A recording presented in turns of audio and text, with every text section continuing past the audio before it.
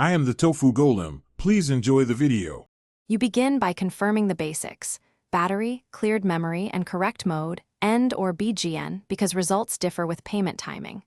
Once done, set decimals to 2 for currency work. This avoids tiny rounding surprises.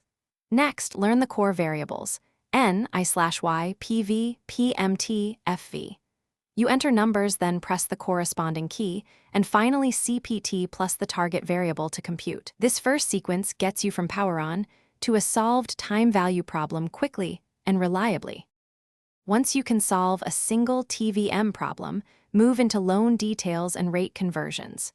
You must convert APR to the periodic rate, divide by 12 for monthly, and enter that as I/Y.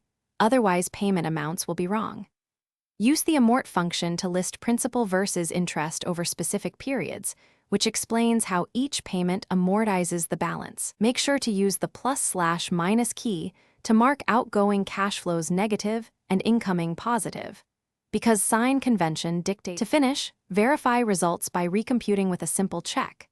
Adjust BGN versus END if payments might be at period start, then compare values. If answers look off, clear the memory and re-enter values slowly, paying special attention to signs for cash flows.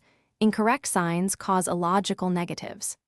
Troubleshoot by checking battery voltage and adjusting screen contrast so you can read entries, and if an error code appears, power cycle and rerun the calculation steps to isolate the issue. Thanks for watching. Consider subscribing if we helped you today.